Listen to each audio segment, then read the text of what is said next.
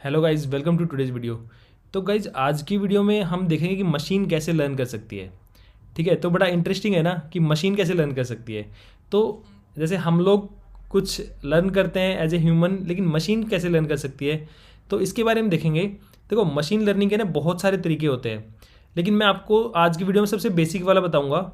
ये है linear regression का तरीका। ठीक है, बहुत इजी है, बहुत सिंपल है, आपको मज़ा आएगा सीखने में, आप आराम से सीख जाओगे। ठीक है, इसके रिलेटेड कुछ फॉर्मूलाज भी होते हैं जो कि कॉम्प्लेक्स बना देते हैं इसको थोड़ा सा, बट मैं सबसे सिंपल रखूँगा। इसके लिए आपको कोई टेक्निकलिटी की जरूरत नहीं पड़ेगी एज सच, तो आप इजीली आप सीख लोगे। कोई हम मैथ में नहीं घुसेंगे, कुछ ऐसा नहीं करेंगे। सिंपली आपको एक थ्योरेटिकल कॉन्सेप्ट बताऊंगा, इससे आपको थोड़ा आइडिया मिल जाएगा कि चीज़ें कैसे काम करती हैं और मशीन कैसे लर्न करती है। ठीक है, तो बहुत ही सिंपल है। देखो, मशीन को जब अगर हमें सिखाना है तो हमें कुछ एक डेटा देना पड़ेगा, है ना। मशीन क्या होती है? मशीन के पास मान लो एक देखो दो तीन चीज़ होती है, मैं आपको बताता हूँ। देखो, सबसे पहले होता है एक मॉडल होता है। मॉडल कुछ नहीं होता, मॉडल एक फंक्शन होता है बेसिकली।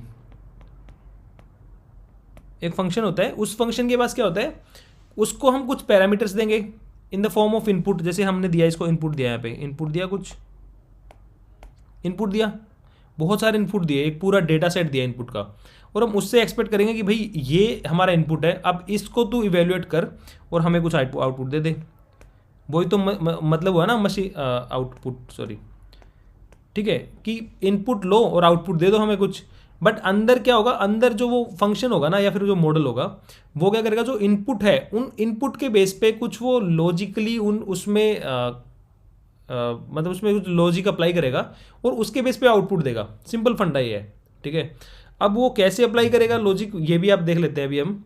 सिंपल है, देखो, जैसे एक एग्जांपल लेते हैं, एक छोटा सा। जैसे जैसे इनपुट है, इनपुट हमने एक इनपुट दिया। इनपुट जैसे कि इनपुट है, इनपुट हमने दिया इस फंक्शन को। हम ये एक्सपेक्ट कर रहे हैं कि जैसे मैं एक छोटा सा इनपुट लेता हूँ कोई, मैं बोलता हूँ अगर जैसे 1 घंटे कोई काम करता है, 1 आवर, अगर जैसे 1 आवर कोई काम करता है 1 घंटे, तो उसको मिलता है 20 रुपीज़। ठीक है, अगर कोई 2 घंटे काम करता है तो उसको मिलता है कितना, 40 रुपीज़, है ना। अगर कोई 3 घंटे करता है काम तो उसको मिलता है कितना, 60 रुपीज़। ठीक है, इतना हम एक मान के चलते हैं, ये काम करता है इस तरह। ठीक है, इसी तरह बहुत सारा डेटा सेट है कि हज़ारों लाइन का है। जैसे कि 4 आवर में उसको कितना मिलेगा, 80। 5 आवर में कितना मिला, 100। 6 आवर में कितना मिला, 120। 7 आवर में कितना मिला, 140। ठीक है, ये हो गया, इतना यहाँ तक हो गया कहानी। ये डेटा है पूरा। अब देखो, डेटा सेट है। अब अभी एक और लिख लेता हूँ ताकि डेटा सेट थोड़ा बड़ा लगे। 8 घंटे अगर काम करता है तो कितना मिलता है उसको, 160 रुपये मिलता है अगर 8 घंटे काम करता है तो। ठीक है, पूरा दिन 8 घंटे काम हो गया, खत्म होगी कहानी यहाँ पे। अब देखो, अब सिंपल है कि ये वाला डेटा ना, ये इनपुट है बेसिकली।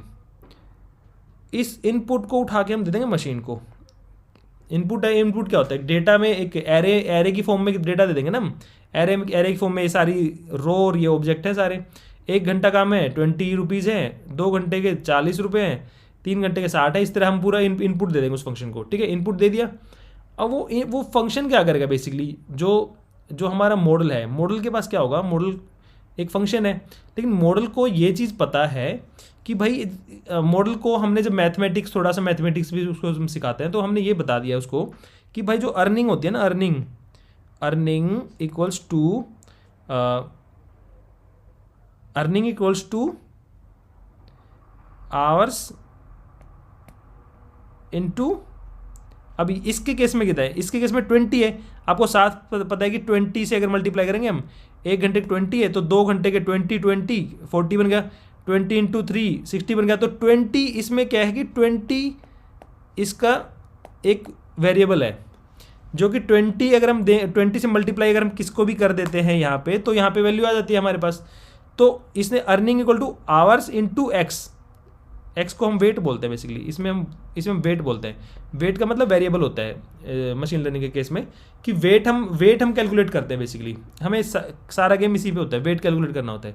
तो अभी मशीन को नहीं पता, मशीन को ये पता है कि भाई अर्निंग होती है ना, अर्निंग वो घंटे को मल्टीप्लाई अगर हम कर देते हैं कोई एक स्पेसिफिक वेरिएबल वैल्यू से, तो हमें अर्निंग मिल जाती है। बट अभी मशीन को नहीं पता कि वो कितना है। अभी मशीन को तो नहीं पता ना 20 है, मशीन को मान लो ये 1 आवर वाला डेटा है, मशीन में तो दिमाग नहीं है, मशीन को नहीं पता कि भाई ये 20 से मल्टीप्लाई कर करके आ रहा है मेरे पास, मशीन के पास सिर्फ ये डेटा है। अब मशीन को ये निकालना है कि 20 होना चाहिए वाली वैल्यू। अब अगर 20 वेट है तो ये अर्निंग अगर हम मल्टीप्लाई कर देंगे आवर से तो हमें अर्निंग मिल जाएगी, ठीक है। तो मशीन को लेकिन ये 20 पता नहीं है अभी तक भी। अब आप बोलोगे कि यार मशीन तो ये भी तो कर सकती है ना कि earning divide by hours equal to weight, ये भी तो कर सकती है ना मशीन तो ये कर लेगी। लेकिन ऐसा नहीं होता है, ये मैं आपको सिंपल करने के तरीके बताता हूँ। लेकिन रियल सिनेरियो में क्या होता है, बहुत सारे पैरामीटर्स होते हैं। जैसे कि अभी तो 1 घंटे काम किया 20 रुपीज़ मिल गया। अगर मैं इसको थोड़ा और कॉम्प्लेक्स बना दूँ डेटा सेट को कि 1 घंटे की जगह मैं बोल दूँ 1 घंटा काम किया 20 रुपीज़, लेकिन अगर वो फीमेल है तो उसको 2 रुपये कम हो जाएंगे उसके, और अगर उसकी एज अगर 25 से ऊपर है तो उसको 5 रुपये और बढ़ जाएंगे उसके। तो अगर इस तरह करके ना बहुत सारे पैरामीटर्स आ जाएंगे। अभी तो मैंने सिंपल एक पैरामीटर लिया है आवर्स, और आवर्स को मल्टीप्लाई कर दिया बाय 20 तो वो हमें अर्निंग मिल गई, तो एक ही पैरामीटर लिया है। इस तरह बहुत सारे जब रियल सिनेरियो में क्या होता है, हमारे पास बहुत सारे पैरामीटर होते हैं। जैसे कि अगर हमें किसी घर का प्राइस कैलकुलेट करना है, प्रिडिक्शन करना है, तो उस घर के जो प्राइस होते हैं ना वो ऐसे नहीं होते कि अगर एक फ्लैट की यहाँ पे अगर 1000 स्क्वायर फुट वाले फ्लैट की यहाँ पे अगर प्राइस 1 करोड़ है तो 2000 वाले का 2 करोड़ होगा, ऐसा नहीं होता, ठीक है। उसमें बहुत सारे वेरिएबल्स और भी आ जाते हैं। जैसे कि फ्लोर, कौन से फ्लोर पे फ्लैट है वो, है ना, उसका वो पार्क फेसिंग है नहीं है, कौन सा फेसिंग है, उसमें इंटीरियर कर रखा है कि नहीं कर रखा है, उसमें कुछ वुडन वर्क ऑलरेडी हो रखा है कि नहीं हो रखा है। तो एक जो रियल सिनेरियो में ना वो बहुत सारे पैरामीटर्स आ जाते हैं, बहुत सारे पैरामीटर। तो यहाँ पे आपको सिंपलेस्ट मैं दिखा रहा हूँ। तो ये आपको फॉर्मूला जो आप सोच रहे हो ना कि अर्निंग को हम डिवाइड कर देंगे आवर से, ये इस वाले केस में वैलिड हो सकता है। बट अगर यहाँ पे मैं हज़ारों पैरामीटर और दे दूँ कि अगर यहाँ पे बारिश हो रही होगी तो उनको ज़्यादा पैसा मिलेगा, अगर सर्दी में वो मजदूर काम करेंगे तो उनको थोड़ा और पैसा मिलेगा, है ना, अगर वो कोई बच्चा काम कर रहा है तो उसको कम पैसा मिलेगा, अगर कोई बूढ़ा काम कर रहा है तो उसको कम पैसा मिलेगा, एज वाला भी इंट्रोड्यूस कर दूंगा इसमें। तो इसी तरह बहुत सारे पैरामीटर्स आ जाते हैं रियल सिनेरियो में, रियल डेटा के अंदर। यहाँ पे मैंने सबसे सिंपलेस्ट लिया है। तो हम ये वाला हम इसलिए नहीं कैलकुलेट कर सकते क्योंकि मशीन को हम डायरेक्टली नहीं कर सकते इस तरह। मशीन लर्निंग के थ्रू मैं सिखा रहा हूँ, इसलिए मैं बता रहा हूँ कि यहाँ पे बहुत सारे पैरामीटर्स और होते हैं। तो ये डायरेक्टली सिंपलेस्ट फॉर्मूला ये काम नहीं करते हैं मशीन लर्निंग केस में, ठीक है। मशीन को कुछ और तरीके से पता लगाना पड़ता है रियल वैल्यू, ठीक है। तो अभी हम देखो क्या करते हैं, देखो सिंपल तरीका है। इसके केस में हम क्या करेंगे, अभी देखो 1 घंटे के ये है, ठीक है। तो मशीन क्या करेगी, बेसिकली मशीन 2 चीज़ में डिवाइड करती है। मशीन जो मॉडल होता है वो 2 चीज़ में पूरे जो इनपुट डेटा होता है उसको 2 चीज़ में डिवाइड करता है। अच्छा, ये भी जो मैं बता रहा हूँ ना, ये भी अलग अलग तरीके होते हैं। जैसे अभी मैं आपको बता रहा हूँ वो सुपरवाइज लर्निंग बता रहा हूँ, एक अनसुपरवाइज लर्निंग भी होती है और एक रीइंफोर्समेंट लर्निंग भी होती है। तो वो अलग चीज़ है। मैं सुपरवाइज का सबसे सिंपलेस्ट एग्जांपल दे रहा हूँ आपको, सबसे बेसिक वाला, ठीक है। तो आप ये मैं सोचना कि सब कुछ यही है, बट एक अब मैं बेसिक आपको एक थोड़ा सा फ्लेवर दे रहा हूँ मशीन लर्निंग कैसे काम करती है, ठीक है।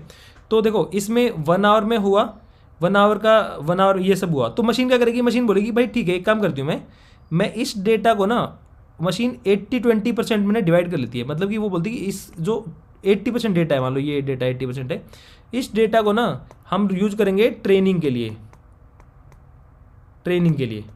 ठीक है। और ये जो 20% डेटा है ना, इस डेटा को हम यूज करेंगे टेस्टिंग के लिए, ठीक है। समझे बात को आप, ठीक है। अब देखो मैं समझाता हूँ आपको। मतलब ये डेटा ट्रेनिंग के लिए और ये जो डेटा टेस्टिंग के लिए, ठीक है।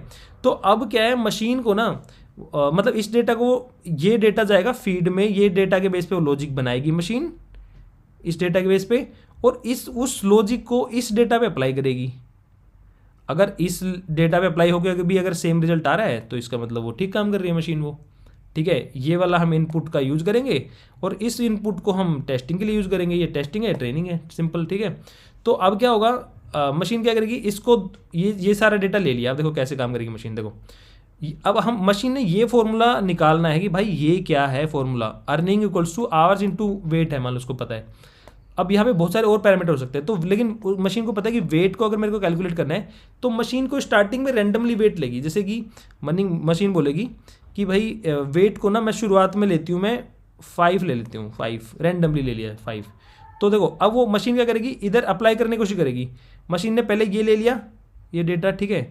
अब इस पे अप्लाई, इस वाले पे अप्लाई करने की कोशिश करेगी, टेस्टिंग पे अप्लाई किया।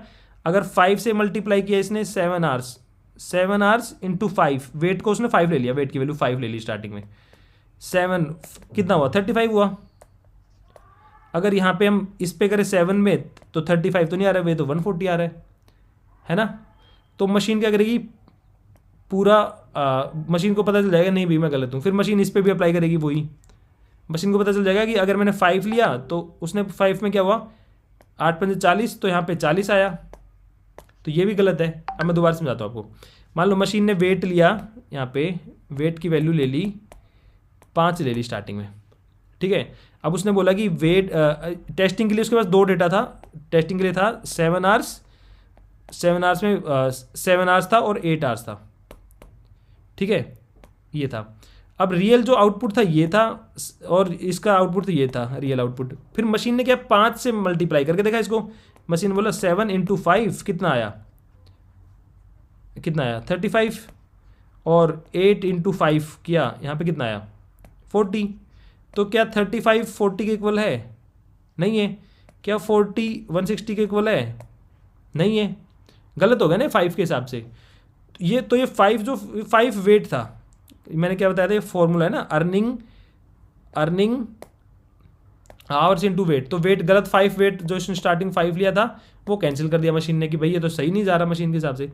फिर मशीन ने और बढ़ाया, फिर उसने 10 किया, फिर उसने मशीन ने अज्यूम किया कि वेट इक्वल्स टू हम लेंगे 10 इस बार, ठीक है। अब उसने फिर से इस पर ट्राई किया 10 भी, इसने बोला 7 × 10 कितना आया 70, इसने बोला 8 × 10 आया कितना 80 आया। तो रियल जो टेस्टिंग वाला डेटा था उसमें कितना था 140 था। क्या ये 140 के इक्वल है, क्या ये 160 के इक्वल है, नहीं है। तो मशीन ने देखा कि अगर मैं 10 लेती हूँ वेट तब भी ये मैच नहीं कर पा रहा है, तो ये 10 भी कैंसिल हो गया, ठीक है। फिर मशीन ने लिया कि मशीन ने डिसाइड किया कि चलो इस बार हम, अब मशीन को ये पता है कि जो वैल्यू आ रही है ना, देखो 70 आ रही है, 70 आ रही है, लेकिन जो टेस्टिंग आउटपुट है उससे कम है, तो इसका मतलब उसको वेट बढ़ाना पड़ेगा। वेट मतलब वैल्यू बढ़ाने के लिए वेट को और बढ़ाना पड़ेगा, तो मशीन और थोड़ा वेट को बढ़ाएगी अभी बेसिकली, ठीक है। मशीन अभी बढ़ाएगी इस वेट को,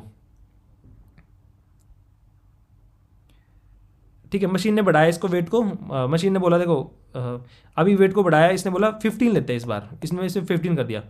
अब इसने बोला ये कर दिया 15 कर दिया इसने, तो इसने इस बार लिया वेट 15, ठीक है। तो 15 को इसने फिर से 15 से मल्टीप्लाई करके देखा 7 से, कितना 105 आया।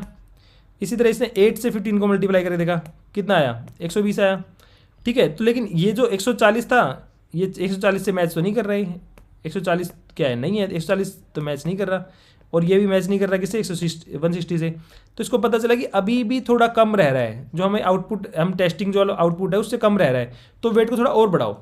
मशीन ने फिर से वेट बढ़ाया थोड़ा और, अब उसने वेट को 15 की जगह पे लिया 20, वेट ले 20 ले लिया। अब उसने फिर से इस पर टेस्टिंग पे अप्लाई किया, 20 किया कितना हुआ 140, और 8 पे किया इसने कितना हुआ 160। तो जो आउटपुट था ये वाला, ये कितना 140 के इक्वल है, 160 इक्वल है, यस मैच हो गया ना। तो अब क्या हुआ है, मशीन को ये पता चल गया कि भाई ये जो वैल्यू थी ना वेट की, ये परफेक्ट वैल्यू है, मतलब इस वाले ट्रेनिंग डेटा के लिए वेट की वैल्यू 20 है 20। तो उसने सेट कर दिया कि भाई उस जब वो मशीन मॉडल है उसने लर्निंग कर ली, यही है लर्निंग। उस मशीन मॉडल ने कहीं पे वेट ये स्टोर कर रख लिया कि भाई वेट इक्वल टू 20 है इस वाले डेटा के लिए, ठीक है।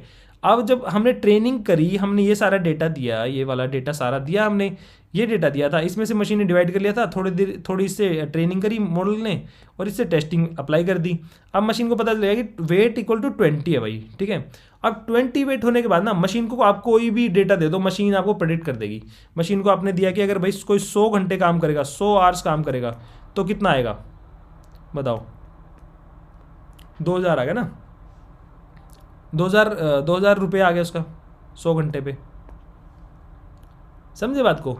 तो मशीन को अब पता चलेगा कि भाई अगर कुछ भी आप डेटा दे दोगे ना, अब मशीन ने लर्निंग कर लिया कि भाई वेट इक्वल्स टू 20 है इस वाले, अब यही तो लर्निंग है, दिस इज द लर्निंग कर ली मशीन ने। अब उस मॉडल ने कहीं स्टोर कर लिया है, अब उस मॉडल को आप कहीं पे डिप्लॉय कर दो या कहीं भी कर दो ना, उस मॉडल के साथ ये 20 वेट डेटा 20 गया है, यही उसकी लर्निंग है। अब उसने 20 वो अपने साथ लेके जाएगा मॉडल कहीं भी, जैसे हम बोलते हैं ना कि मॉडल को ट्रेन कर दिया और फिर मॉडल को यूज़ कर लिया कहीं पे, तो वो अपने अंदर पैरामीटर्स को ही स्टोर कर लेता है, updated parameter on the basis of given input, ठीक है। तो अभी 20 हो गया ना, अब इससे कुछ भी कभी पूछ लोगे ना, ये सही आंसर देगा। अब इसको आप अगर आप बोलोगे कि भाई मेरे को 120 घंटे का बता दे इस मॉडल को, आपने कहीं डिप्लॉय कर दिया, वहाँ पे रियल सिनेरियो आया 120 घंटे का बता दे, इसने क्या किया 20 इसके पास वेट था, इसको पता था कि इस पे 20 काम करता है इस पे, तो इसने क्या किया बोल दिया कि 2400 आ जाएगा भाई, ख़त्म, 2400 रुपीज़ होगा, इसने प्रेडिक्ट कर दिया।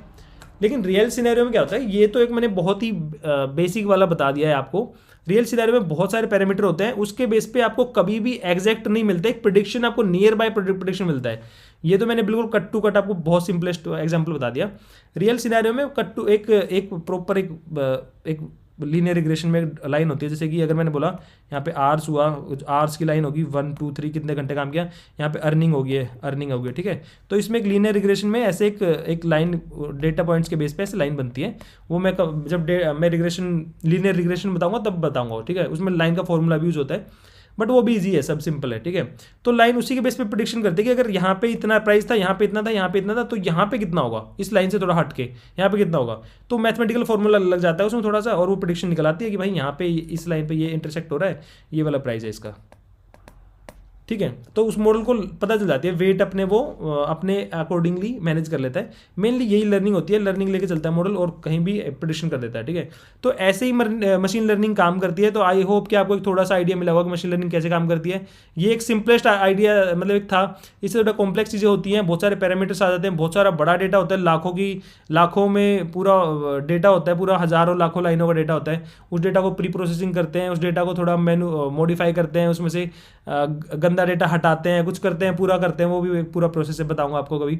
और उसके बाद हम उस डेटा को यूज करके प्रॉपरली मशीन को सिखाते हैं, ठीक है। तो यही एक मशीन लर्निंग का बेसिक कॉन्सेप्ट। आई होप कि आपको मजा आया होगा सीख के। आपको वीडियो अच्छा लगा तो इसमें अच्छा सा कमेंट करना और अपने दोस्तों के साथ शेयर करना। मैं आपसे मिलता हूँ नेक्स्ट वीडियो में, तब तक के लिए बाय बाय।